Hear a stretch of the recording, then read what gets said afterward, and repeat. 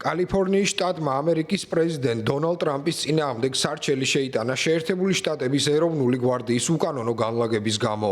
კალიფორნიის ოფიციალურმა პირებმა, მათ შორის დემოკრატმა გუბერნატორმა გევინ ნიუსომმა, ორშაბათს ოფიციალურად დაიწყეს სამართლებრივი დავა, რათა აიძულონ დონალდ ტრამპის ადმინისტრაცია გადაწყვეტილება გააუქმოს. ცნობილია, რომ დონალდ ტრამპმა ლოს-ანჯელესში საიმიგრაციო პოლიტიკასთან დაკავშირებული არეულობის შესაჩერებლად ეროვნული გვარდიის 2000-ზე მეტი სამხედროს განლაგება დაამტკიცა. როგორც წესი, ამერიკის პრეზიდენტები ეროვნულ გვარდიას მხოლოდ შტატის გუბერნატორის მოთხოვნით აგზავნიან. თუმცა ტრამპმა ამჯერად გამოიყენა სპეციალური პუნქტი, რომელიც გუბერნატორს გვერდს უვლის. თავად ნიუსომს არ მოუთხოვია ეროვნული გვარდიის დახმარება და არც ეთანხმება ამ გადაწყვეტილებას. ჩვენ გვყავს არაკომპეტენტური გუბერნატორი.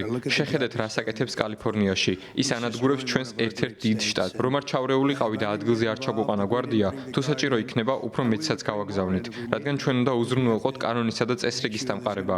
აქ კატასტროფა ხდებოდა. ახლა ისინიც აღიარებენ, რომ ეს კატასტროფა იყო.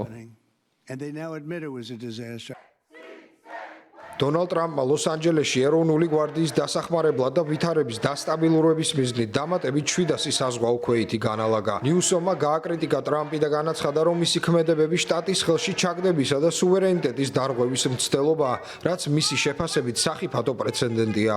ტრამპმა ორშაბათს ისიც აღნიშნა, რომ მისი მთავრობა ნიუსომის დაპატიმრებასაც განიხილავს ფედერალური მთავრობის ძალისხმევისთვის ხელის შეშლის გამო.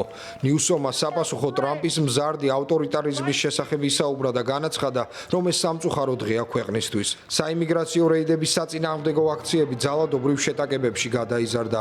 დემონსტრანტებმა სამართალდამცველებს მოლოტოვის კოქტეილები, ქვები და სხვადასხვა საგანი დაუშინეს, დაწვეს ავტომობილები.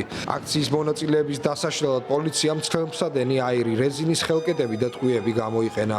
ბოლო ინფორმაციით დაკავებულია 150-ზე მეტი ადამიანი.